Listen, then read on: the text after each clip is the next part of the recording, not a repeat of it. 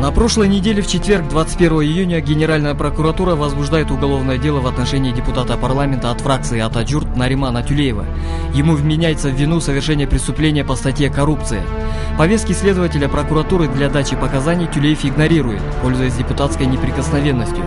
В сложившейся ситуации генеральный прокурор Аида Салянова дает поручение ГКМБ обеспечить принудительную явку подозреваемого для дачи показаний в управлении по расследованию особо важных уголовных дел Генеральной прокуратуры. Судя по реакции, Нариман Тюлеев и члены его семьи, видимо, не знали, что на статью «Коррупция» как особо тяжкое преступление не распространяется иммунитет депутата.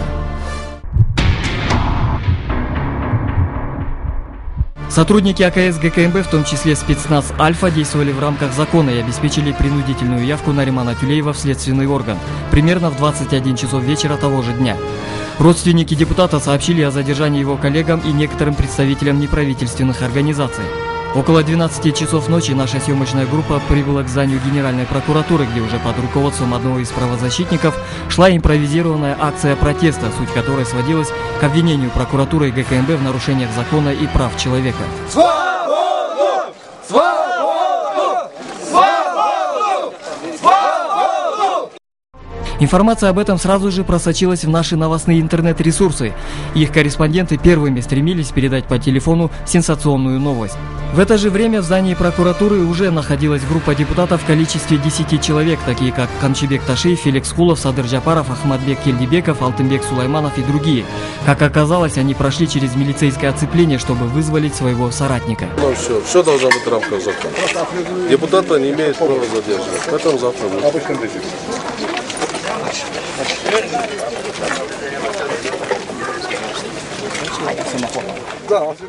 В половине первого ночи депутаты, окружив кольцом Наримана Тюлеева, вывели его из здания Генпрокуратуры. Он тотчас же выступил с обвинением в адрес прокуратуры и ГКМБ в нарушении закона. Ни разу не приглашали на какие-то следственные мероприятия. Я 3 месяца за ними ходил, просил, адвокат ходил. Какие вопросы к нам? Никаких. Сегодня, как вы знаете, 2 вопроса поднимаются. Это завтра Кумтер. И второй вопрос, это идет инициирование отставки правительства.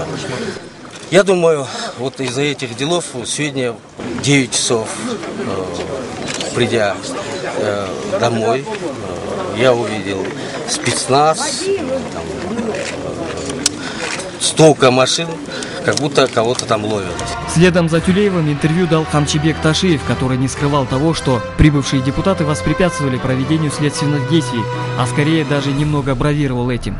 Мы его, как говорится, своим решением вытащили. Ну а кто заказчик, скажем так, грубо говоря, и с чем это связано? Это дело политическое. Конечно, если ему бы выручили повестку, он бы спокойно мог прийти, спокойно мог дать допрос, спокойно мог бы провести следственные действия. Ему не выручали никакие повестки. Сегодня 5 часов только сообщили о том, что есть повестка. Но при том, что ему не выручали ни разу. Никаких других документов он не видел. И мы также не видели никаких документов. Не, ну вы говорите Далее мы обратились к начальнику управления по расследованию особо важных уголовных дел Генеральной прокуратуры, чтобы узнать их позицию. На самом ли деле это был политический заказ? На основании этого уголовного дела мы ему вручили повестку явиться непосредственно в прокуратуру и дать пояснение по данным обстоятельствам дела. Несмотря на это, пользуясь своим депутатским иммунитетом, он проигнорировал явку, после чего он был доставлен в здание Генеральной прокуратуры. И в присутствии адвоката тут же каким-то образом быстро собрались все депутаты. Естественно, я их понимаю, это была поддержка своего коллеги. И они, уже ворвавшись в мой кабинет, стали воспрепятствовать проведению следственных действий.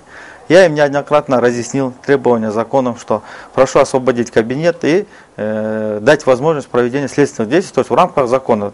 Они могут подождать в коридоре за дверью, но они всячески игнорировали эти мои просьбы.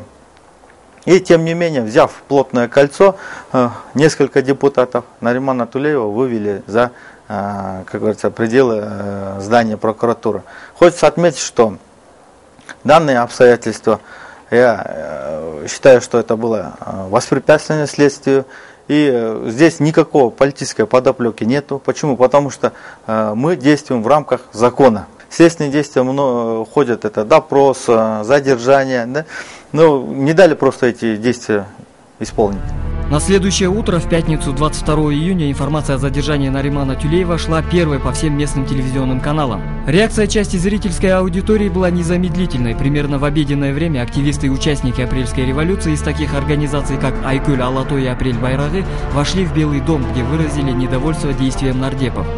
Очевидцы говорят, что эти молодые люди даже чуть не побили одного из депутатов, который участвовал в вызволении Тюлеева. Прежде чем что-то делать, они должны 100 раз подумать. И то, что они вчера сделали, вот так вызвали, я считаю незаконным. И пусть они не угрожают нам, властям, что они сменят власть. Вечером на заседании Джогурку Кеңеша был вынесен на обсуждение вопрос о задержании Наримана Тюлеева. Туда же были приглашены генеральный прокурор Аида Салянова и председатель ГКНБ Шамиль Атаханов. Сам подозреваемый находился на рабочем месте. Далее генеральный прокурор Аида Салянова дала исчерпывающее разъяснение по факту, на основе которого было возбуждено уголовное дело. Нариман Тюлеев, являясь руководителем исполнительного органа местного самоуправления города Бишкек, обладая властными полномочиями, вопреки интересам государства и органа местного самоуправления, в целях незаконного получения материальных и иных благ, вступив в сговор с отдельными сотрудниками мэрии города Бишкек, госпредприятия Национальная компания Кыргызтемиржолу, а также используя свои связи с коммерческими структурами и гражданами Китайской Народной Республики, инициировал приобретение автобусов марки Ясинь в количестве 200 единиц по цене $24 337 США за одну единицу, которые были закуплены без проведения процедур государственных закупок. Также заведомо зная, что стоимость автобусов включает в себя расходы по их доставке до границы Кыргызской Республики, Нариман Тюлеев с целью получения личной выгоды путем хищения бюджетных средств инициировал заключение заведомо невыгодного контракта от 19.07.08 года между автотранспортным предприятием ИТО Синь Хайтенг, город Урумчи, КНР, по доставке данных автобусов с завода-изготовителя до пункта погранперехода Торугард по цене $7063 США за одну единицу. Ущерб $1 412 600 США. Феликс Кулов, обвиняя сотрудников ГКМБ и прокуратуры в незаконных действиях, выступил с речью о том, что в ту ночь прокурор отказался показать какие-либо документы и что арест применяется в особых случаях. Если Нариман Тажболотович виноват, он должен сидеть. Это я сразу хочу заявить. Поэтому, прежде чем принять арест, вот эти факторы посмотрите.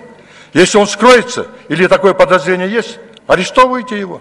По словам Аиды Саляновой, арест был применен, так как подозреваемый мог покинуть пределы страны. Кроме того, как сказал Шамиль Атаханов, председатель ГКМБ, арест был связан еще и с тем, что существовала прямая угроза жизни и здоровью свидетелей по делу Наримана Тюлеева со стороны подозреваемого. Мы задержали вчера человека, который мог бы подвергнуться насилию со стороны Наримана Тажболотовича. И он дал показания. В конце расследования этого уголовного дела в суде вы услышите их. Все показания существуют. Поэтому была угроза, которая связана с тайной следствия. И таких свидетелей еще немало, которых нам надо сохранить. Поэтому было принято решение, поскольку преступление было исключительно тяжким, было принято решение о задержании. Когда группа задержания вместе с руководителем следственной группы, возглавляемым начальником управления прокуратуры, прибыла в дом Наримана Тажболотовича, полчаса его уговаривали и просили выйти, не травмируя семью. Полчаса он подал чай, пригласил, но он отказался действовать в соответствии с законом. Я хотел бы сказать, Нариман Тажболотович, а почему 200 миллионов китайские оказали в вашем банке, Доскредобанк? С какой стати, если счета мэрии находились в Промстройбанке, рядом, по соседству? С какой стати все 200 миллионов ушли в Доскредобанк и осуществлялись эти операции? И таких моментов очень много. Мы несем полную ответственность перед законом. Но таких фактов, которые составляют очевидную коррупционную деятельность бывшего мэра города Бишкека, они налицо даже в материалах Счетной палаты и Госфиннадзора. Зрители уже видели запись заседания парламента, из которого становится ясным, что часть депутатов поставила цель не допустить ареста коллеги и тем самым предотвратить небывалый в новейшей истории Кыргызстана прецедент. Наверное, некоторым из них есть чего бояться.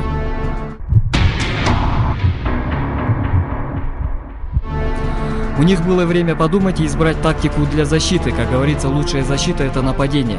Была создана депутатская комиссия по проверке фактов задержания депутата парламента, и они сегодня ставят вопрос о соответствии занимаемой должности генерального прокурора и председателя ГКНБ. Мы должны показать пример, что идет действительно жесткая, ожесточенная и, самое главное, наверное, справедливая борьба с коррупцией. Для того, чтобы другим нашим чиновникам, чтобы для них это было неповадно. Пора бороться с коррупцией. И если какие-то элементы коррупции находятся в парламенте, это не означает, что мы должны защититься от возбужденных уголовных дел с таким путем, чтобы пугать генерального прокурора или там председателя ГКНБ тем, что если нас будете трогать, мы вас будем уволить. Это неправильный путь. Это мнение не большинства парламентариев. В субботу 23 июня Нариман Тюлеев пришел на допрос к следователю, после чего был водворен в изолятор временного содержания ГУВД на 48 часов. А в понедельник 25 июня Нариману Тюлееву было предъявлено официальное обвинение, и Первомайский районный суд дал санкцию на арест Наримана Тюлеева еще на 2 месяца содержания в СИЗО ГКНБ до окончания следствия. В поддержку Наримана Тюлеева пришли его родственники, депутат Айдаров и группа молодых людей, которые скандировали «Свободу Тюлееву». Сюда же пришли и активисты организации «Апрель Байрагы» и «Айкуль Алато». Мы хотим справедливости. Кто виноват, тот должен отвечать перед законом. По мнению доктора юридических наук Кайрата Усманалиева, депутатам не следовало вмешиваться в следственные действия прокуратуры, так как есть такое понятие, как презумпция невиновности. А следовало бы всем спокойно ждать окончания следствия и решения суда. Я думаю, что здесь не в личности Тюлеева, а вообще в том, что общество, оно ждало от высших руководящих лиц какой-то политической воли и подтверждению тем словам, которые он заявлял на самом высоком уровне. Это о том, что в Кыргызстане не должно быть, так сказать, избранных, да, где начинается привилегии, там кончается право. Это относится, кстати, к депутатам. Я сторонник лишения всяких иммунитетов. Зачем они им нужны, по большому счету, да?